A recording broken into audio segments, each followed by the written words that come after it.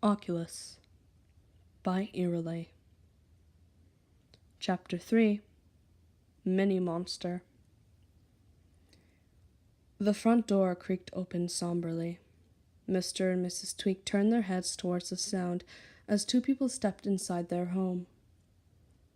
One stood nearly as tall as the grandfather clock, while the other was more comparable to the height of a stool. The tallest tucked a piece of blonde hair behind her ear. Her other hand was seized by the little girl beside her. Tweak recognized the people. They were Craig's mom and his little sister, Ruby. "Ah, Laura, I wasn't expecting you so soon," said Mrs. Tweak, or Cindy, as her friends called her. Craig's mother nodded as Ruby stared at Tweak. The little boy fidgeted with his stuffed turtle. "I'm sorry to drop by with such little notice," the woman by the door said weakly. No, Laura," Cindy said with a shake of her head. "Our house is your house. Besides, I figured you'd want to pick it up." Mrs. Tweak wafted across the room in her long green dress. She came beside Tweak and lifted a cardboard box off of the couch beside him. She gave the little boy a subtle yet stern look, as if to remind him there would be no talk of ghosts in Mrs. Tucker's presence. Tweak looked down at his turtle while playing with the fabric of its shell. "Maybe we should have the children run along and play while we grown-ups talk," Laura suggested with a smile. Tweak could easily tell it wasn't a real one. "Oh, yes, of course," Mrs. Tweak uttered while holding the brown square against her chest. "Tweak, darling, won't you take Ruby up to your room to play for a bit?" Tweak curled up his nose at the suggestion. He liked Ruby, but like all 7-year-olds, she could be a bit annoying with her games. Laura patted her little girl on the back to move her along. After a moment's hesitation, Ruby scuttled over to the boy on the couch. Realizing there would be no way out of their awkward forced playtime, he groaned. "Okay, let's go," he muttered before pushing himself off the couch. Without another word, he stomped towards the staircase. Ruby played with one of her stumpy pigtails, but trailed behind the other nonetheless. Laura kept her gaze locked onto the children, as if she was a mother rabbit expecting a hawk. "Well now," Tweak's mother said once the children were out of earshot, "this belongs to you." She passed the brown box off to Laura, who held it against her chest and stared at the interlaced flaps at the top. She fingered the edge of one for a moment, before finally opening it. Tweak's father, Richard, took a step closer as she shifted around in the cardboard. "It's all we could find. I'm sure there are more clothes in the washroom, but all the toys and things he left are there," he said. Laura's bottom lip trembled as she reached her hand into the treasures against her chest. Toy race cars and pajama shirts seemed to be the only thing the box held. Her slender fingers found the blue fabric of a nightshirt. Red Racer was written across the front in red font, though it was hard to make out through her tears. "Thank you," she offered slowly. Despite her efforts, a small sound of despair fell through the grieving mother's lips. Slowly, Cindy stepped towards her friend. She offered all that she could, a gentle and understanding embrace. Laura gave in to the comforting gesture. Feeling safe and among friends, she allowed herself to break down into tremors of sobs. As the parents mourned together below them, Tweak and Ruby sat in silence on his bed. It hadn't been the first time she played in his room. However, their usually lightheartedness was rudely interrupted by Craig's absence. Neither of them knew what to say without him there. Ruby's blue eyes wandered around his room. She didn't hear the heavy breathing puffing between them. Neither seemed to notice the tall rabbit watching them from the far corner either. The one in a fancy blue suit and tie. The one gawking at the pair with bulging eyes. "What do you want to play?" the little girl asked, while still playing with her pigtail. I don't care," Tweak admitted softly. "I brought my Barbies," she said quietly. Without waiting to hear the boy's opinion, Ruby pulled her little backpack off her shoulders and into her lap. She rummaged around in her toys and then laid one before Tweak. "This is Stacy," Ruby said. "She's my favorite because her hair is red like mine. You can play with her this time, though." He picked the tiny doll up from the blanket to investigate, as Ruby pulled another toy out from her backpack. "And this is Janet," she uttered while running her fingers through the doll's blonde hair. "She's Stacy's big sister. They fight all the time, but they love each other." Ruby bumped her doll's face against the one in Tweak's hand. "Mwah." With a small smile, Tweak gave in. "Okay, what are they going to do?" "Sister tea party," Ruby blurred with her arms up over her head. "Stacy's going over to Janet's house, which is, over there." Tweak backed up to put Janet where Ruby wanted, which was on his pillow. "Okay, and now, oh." Ruby turned around to fetch the plastic tea set from her backpack. However, Tweak tilted his head when the little girl stopped in silent confusion. "How did you get here?" she questioned aloud, before picking up yet another Barbie that appeared on the bed behind her. "Who?" Tweak asked, with Stacy still clamped in his hand. "Her," Ruby announced, as she presented the blue-eyed baby doll to her companion. "She was my big brother's favorite. She stays in my closet. I didn't pack her." Tweak felt prickles all along his spine. It felt like a cheese grater gnawing away at his vertebrae. The sudden chill that wafted over his body only fostered his fear. "Let's put her back in the backpack," Tweak suggested quickly. "No, but what if Craig wants to play?" The knob of his closet door clanked as it jiggled. Ruby and Tweak looked up in startled silence as the latch clicked. The white door creaked an inch open. Tweak pressed himself against the wall in fear, but Ruby seemed smitten with the darkness. She slid down off of the bed and crept towards it. "Ruby, no," Tweak demanded. Ruby took an unsure hold of the knob, then leaned into the closet.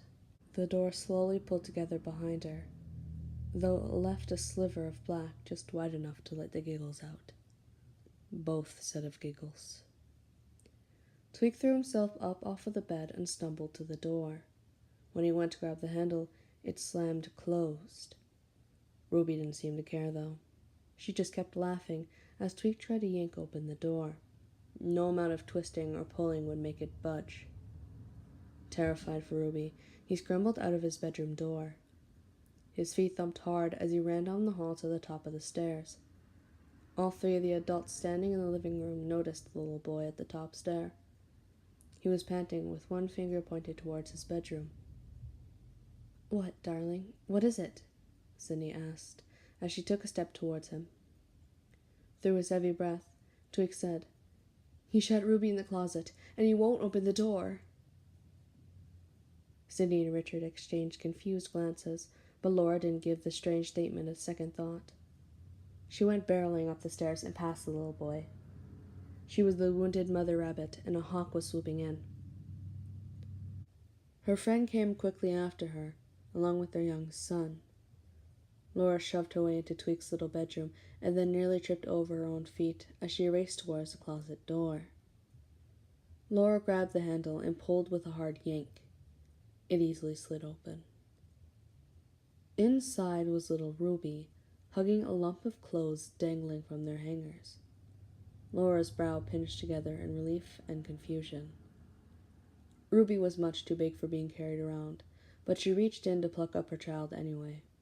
She backed away from the darkness of the open closet with their only remaining child in her arms. "Look, Mommy!" the girl cried out. She pointed into the sweaters and t-shirts with a chubby little finger. Her mom glanced towards that direction, but only for a disinterested second before she turned to leave.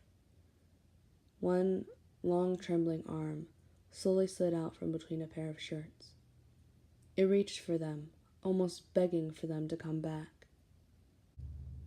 Even though Ruby poked her head over her mother's shoulder and happily waved goodbye to the closet, Tweek was sure she couldn't see what he was seeing. She surely wouldn't have been wearing such a smile if she saw the jutting, sharp teeth of the mouth trying to smile back. Tweek took a slow step towards the eyeless creature inhabiting his closet. It cried out miserably as Laura disappeared into the hallway, which made Tweek frown. "I'm sorry. You scared me, or else I wouldn't have told on you." The arm and the face both sank back into the closet. The white door loudly slammed behind it. Tweek pressed his fingers reassuringly against the wooden slab. "Don't worry, Craig. They'll be back again eventually." Steam filled the little bathroom to the brim as hot water poured from the tap. It fogged the mirrors and Tweek's vision. The tiniest of smiles threatened to creep across his cheeks at the sight of the invitingly warm tub. He felt so grimy and gross. Maybe that's because he was always busy with grimy and gross things. Either way, warm bath water cured all that, even if it was only temporary.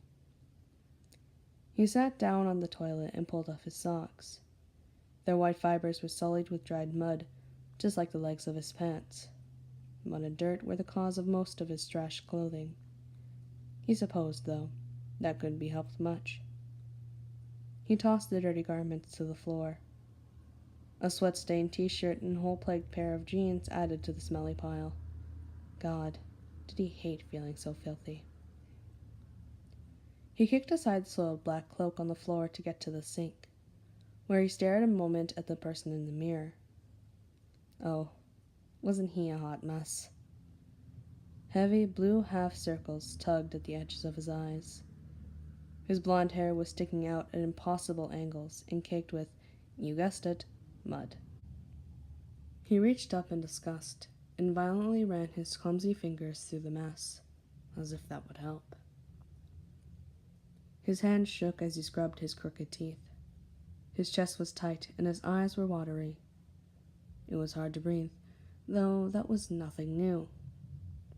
Those people in the woods. Their loud voices and quick footsteps echoed in his mind like a skull was an auditorium. So many people had come looking for him before, but few had ever caught a glimpse of him. He was too fast. He knew the woods too well. Still, last night, he was too careless. Fuck. What if one of them saw his face?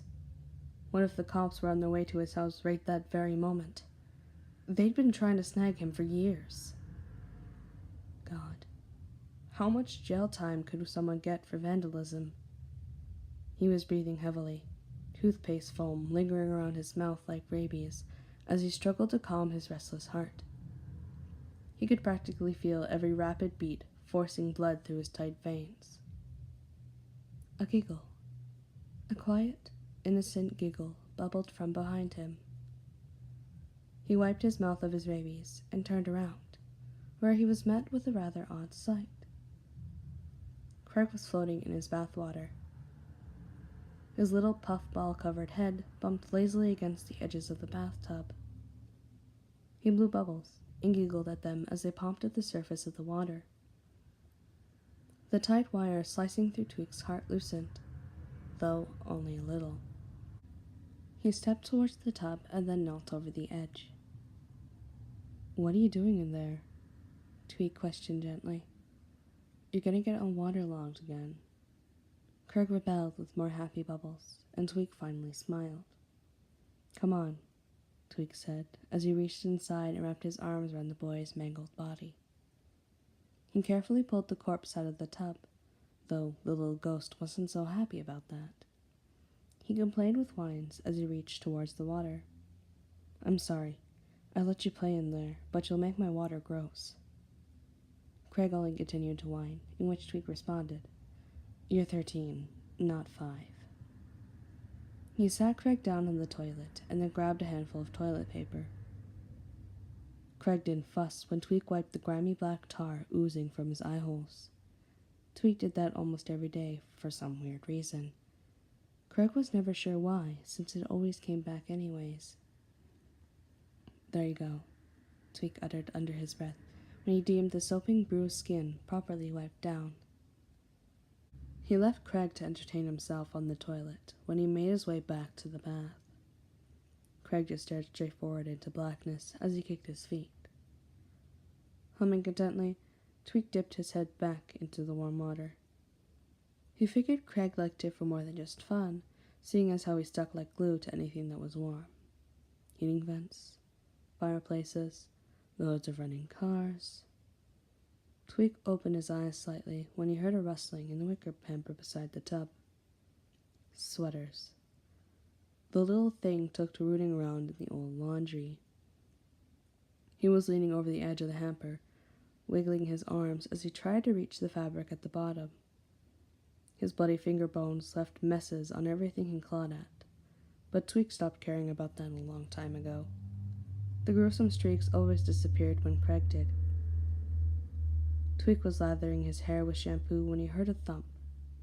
Gazing back over towards the hamper, he only saw a little pair of feet wriggling around at the top before sliding down with the rest of him. "Looking for your sweater?" Tweak questioned, though he knew he wouldn't get an answer. At least, not in the form of words. A low, content hum came from the bottom of the wicker basket, along with more rustling. One disturbingly long arm crept up from the top of the hamper. It swayed like a bare tree branch in the wind before the shaking fingers at its end finally collided with drywall. Its stretched muscles bent and flexed to pull Craig's limp body up out of the laundry basket. The arm wasn't attached to any of its proper sockets, no. It seemed to be jutting from his spinal cord instead. Craig tightly held rainbow-colored cloth against his chest, as extra limbs seemed to sprout from him in every direction. With the help of a spare arm or two, Craig managed to get his head stuck in the colorfully knit cloth. "You're lucky I'm not scared of spiders," Tweak muttered more to himself than to his ghostly companion. Craig's mouth suddenly warped into a disturbing show of long, jagged teeth as he let out an ear-busting screech. Tweak sighed and covered his ears as the tiny specter's convulsing body slid across the ceiling. His limbs clumped together in a tangled mess as he heaved himself into the bathroom closet. Tweak pulled the curtain partially closed, as such a hissy fit from Craig always equaled an unexpected visitor. Sure enough, a steady knocking came to the bathroom door. "Tweak, you in there?" the familiar voice of his father questioned. The door creaked open only slightly, just enough for his voice to find its way in. "Yeah, I'm in the bath," Tweak said before sinking deeper into the water. "Ah, I was wondering if you'd like to have some family time with your mother and myself today. Help with dinner, watch some TV. "I was actually thinking about going to the Tuckers," Tweak admitted. He let his hands glide through the water as he waited for a response. Oh, I see," his dad said from the doorway. "Your poor old mother and I will just have to spend time all by ourselves, then." "Damn it, Dad, don't guilt-trip me," Tweak complained. "No, it's fine, really. Just be sure to come visit us when we're in the old folks' home. You know, while you're busy taking care of the Tuckers." "Whatever, I'll make it up to you guys tomorrow. How's that?" There was a silence between them, followed by a low hum. Richard was thinking it over, though Tweak had already gone back to enjoying his bath. "There is something you could do to make it up to us." Tweak stopped what he was doing. "Oh, what's that?" He could hear Craig's bloody fingertips scratching around in the closet. He was growing incredibly antsy. "I have to take your mom to the dentist today, around 4, Richard explained as he tapped his foot against the floor. "Would you mind watching the shop a little while we're out? Just for a few hours." Tweak chimed, as if he had to think it over. "What'll I get for my trouble? The Best Son of the Year award and my undying gratitude? came the reply. And Tweak practically sang as he kicked his feet up on the edge of the tub. Free coffee and donuts? Fine, if food is worth so much more than your parents' pride and love. Hey, pride and love don't feed my caffeine addiction. It's sad, but I don't make the rules. By that point, Greg had been throwing a fit. If there was one thing he hated, it was older men. If there was one thing he hated more, it was older men alone with Tweak. Loving fathers were hardly an exception. Hearing the spitting from the closet, Tweak decided to cut the conversation short before Craig really threw a tantrum. Anyways, he uttered while wiping his sopping hair back, you got yourself a deal. Awesome. Tell Laura and Thomas hi for me, Richard sang before pulling the bathroom door closed. Tweak only rolled his eyes. Richard loved to con him into stuff, especially when it came to the shop. The low, unpleasant rumbling from Craig lasted long after Richard had left the room. Tweak was already toweling himself off when the thin closet door slowly crept open. A little face peered out at him, plagued by jagged rows of snaggled teeth. He's gone, you freak, Tweak said before throwing his towel at the door, hitting the little ghoul in the face. I understand being scared of strangers, but you're scared of people we literally see every day. Craig receded into the closet, stealing Tweak's towel. Probably to sniff it or something weird. With a sigh, Tweak got to work pulling on his clothes. He didn't really have time for Craig's foolishness. Once clothed, he made the short walk to his bedroom. The attic door was sealed shut, oddly enough. Usually, David was out and about at that time of day. Nevertheless, he grabbed his green hoodie off his bedpost, then he was off. His parents offered goodbyes as he stepped out of the living room and onto the front stoop. He accidentally banged his head on one of his mother's wooden chimes, as he usually did when he was leaving the house. It let out an ugly clatter as he walked away towards the sidewalk. His chest felt tight. The kids in the woods. He knew all of them, considering he'd seen them nearly every day since he was in preschool. He recognized them even through the darkness and pouring rain. They were loud, obnoxious, and always stirring up trouble. Always. If they saw him, if they knew his secrets, the whole town would soon know. The police would come and send him to juvie for all the property damage. He just fucking knew it. Then he would never get to finish what he started. When he finally came to the Tuckers' residence, his anxiety was only made worse. He was greeted by an army of lawn gnomes. He glared at the little concrete creatures as he stepped around them. He was ever so tempted to kick one over, though that would probably only result in a broken toe. God, how Tweak hated gnomes. He made it around the pint-sized army and onto the deck, where he tapped at the front door with his knuckles. He ran a hand over his aching ribs with a grimace. Today would be one of those days. He knocked again, harder that time. Oh, he heard the voice of an older woman utter from somewhere inside the house. Just a moment, please. However, the door came immediately bursting open. Tweak nearly tumbled back onto the deck. Tweak, a young red-headed girl greeted excitedly. Why did you wait so long to come back over? Tweak smiled weakly and stepped inside. I've been busy, he replied. Where's Mom? She's in the kitchen, Ruby said before grabbing Tweak's hand and pulling him through the living room. He heard tiny feet following after them, accompanied by overjoyed laughter. Craig loved being home. The footsteps warped in front of them. Tweak saw a small, translucent flash of black as Craig went running into the kitchen to greet his mother. She never felt it when he ran up to wrap his arms around her, but it never stopped him from doing it. Laura was sitting at the table, fidgeting with a metal mess of gears. She looked up from her work and then smiled at the sight of Tweak. She paid no heed to the bloody little bones tugging at the edge of her dress. She couldn't feel them, no matter how hard Craig pulled. "Nice to see you finally stopped by again," she uttered while pushing her chair back. A wall clock laid out on the table before her. It was broken down into bits, but she seemed to know what she was doing when she was piecing it back together.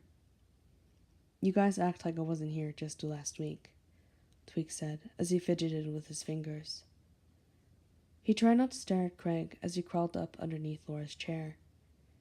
It was always hard to pretend like Craig wasn't there, especially when he was doing hilarious or ridiculous things, which Tweak was pretty much always. He feared reaching out to Tweak would somehow make him like the boy, like the particular outcast who lost touch with reality. So, he watched from a distance as the lonely kid spiraled into secluded insanity. Maybe it was fate that brought him to the pond the night they'd encountered the Shadow Man. There was no doubt in Kyle's mind who owned the gruff, familiar voice he'd heard call out to the little monster. Any uncertainty he had was wiped away the moment he heard the word Craig. Shadow Man was real, and Kyle would see him again in English class. "Hey, Kyle," Butters uttered, snapping him out of his mindless trance. "You okay there? Why, you haven't really said much lately." Kyle offered a reassuring smile, the best one he could muster before nodding his head. "I'm fine. Just worried about English." Well, it wasn't a lie. A silver bell rang above Kyle and his group of friends as they filed through the door of the local coffee shop. Butters went there nearly every other day thanks to how much he loved all their silly pastries.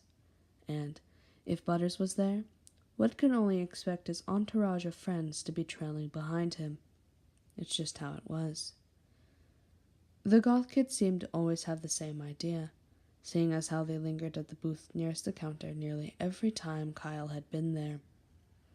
They'd sip on coffee, glance up at him and his friends, and then mutter lowly about conformist maggots.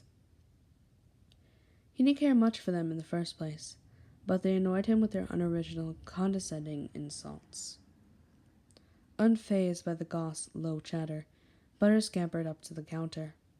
He was oohing and eyeing at the assorted treats displayed in the glass cases, as Eric and Kenny, of course, drooled right beside him. It was then, as his friends were making eyes with a pair of iced donuts, Kyle heard something that made him feel like his head was just dunked in a bucket of ice water. A voice. A chillingly familiar voice. "How may I help you?" was all it said, but the gruff sound was embedded in his memory. His friends weren't much fazed by the tall blonde boy behind the register. He looked much different since he swapped out his black robe for a green apron, but without a doubt in Kyle's mind, it was the same voice. It felt like long nails dragging over his skin as he stared at the person. It was so rare for Tweak to be the one behind the counter, Kyle hadn't even worried about the possibility. And yet, there he was, clear as day.